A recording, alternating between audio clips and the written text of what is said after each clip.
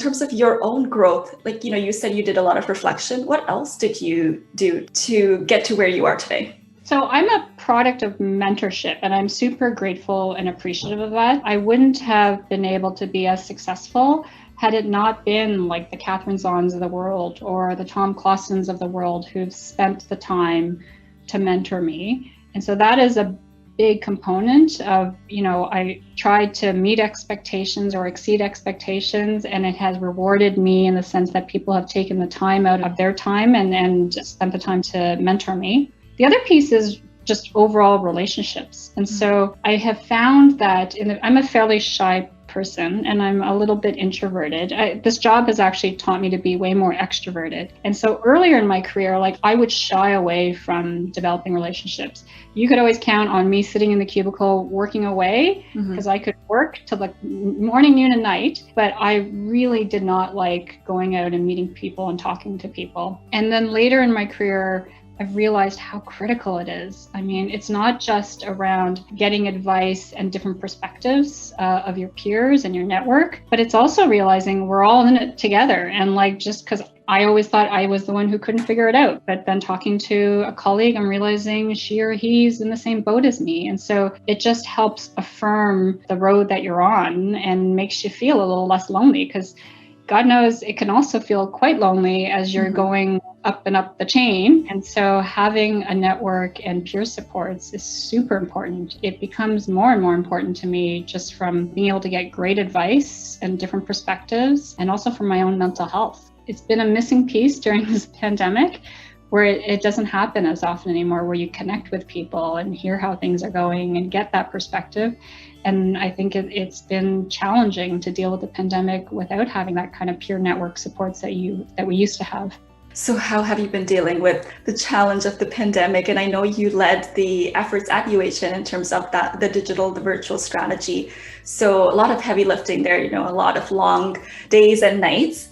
What are some of those lessons you're taking away, and what are you doing to take care of yourself? So when I had asked to lead virtual care, Kevin Smith, our CEO, had always had the idea of asking me to take on leadership for outpatient and virtual care, but it hadn't really been enacted. And then when the pandemic hit, I don't know why it took me so long to figure it out, but 2 weeks into it, I think, I realized, oh my God, if we don't get virtual care on hyperspeed, we're going to be really cooked, because we've basically reduced in-person visits considerably. And so I had emailed him and I had said, can I lead this part of it? It's probably in advance of what we were expecting, because announcements I don't think had even gone out yet. And he had said yes. And that's what I was like, I don't know anything about virtual care. I literally was Googling what are the options for virtual care, which is ridiculous when I think about how many experts there are in the telehealth space that have been working on this for 10 years plus. But it's just, at the time, it was what was needed. And if I overthought it, I would have chickened out to say, let me lead this now as the pandemic is starting to rage on. It's a good thing I didn't overthink it, because, we just plunged into it. And it's been an exciting journey. I've learned a ton. And thank God for the generosity of my colleagues who have taught me a ton.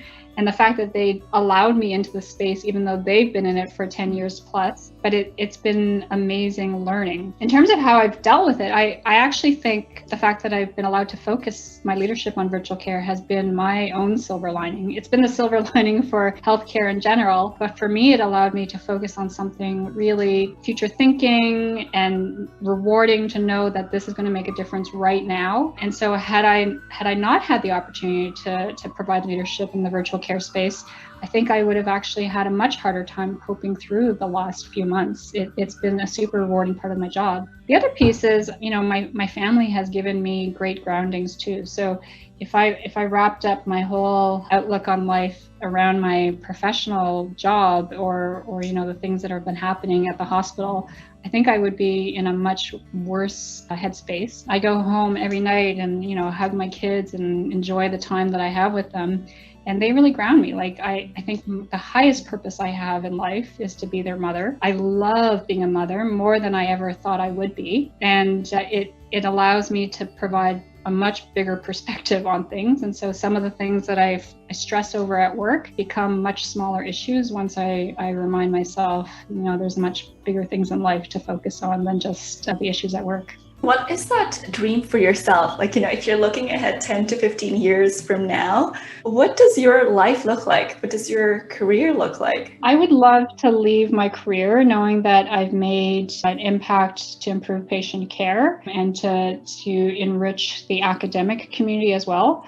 But I think the most important thing for me is at the individual level. So the more people I can open doors for, that I can help support, that I can remove barriers, and the more that other people can grow and thrive, like that to me is actually what has driven my purpose. And so this is another element that I've spent a lot of time thinking about in the last few years of what is my purpose in this world. It has really helped center me in terms of what do I want to spend my time on, and speaks to why I choose to sponsor UHN Women, or I choose to spend time talking to lots of folks around mentorship. It's probably the biggest impact to me and importance to me that I pay forward the opportunities that I've received. And it goes back to your first question about my parents. I see how hard they have worked to immigrate here and to do jobs and, grow themselves and, start with nothing and come out with being able to support a daughter and be part of the Canadian society. And I am super grateful for their work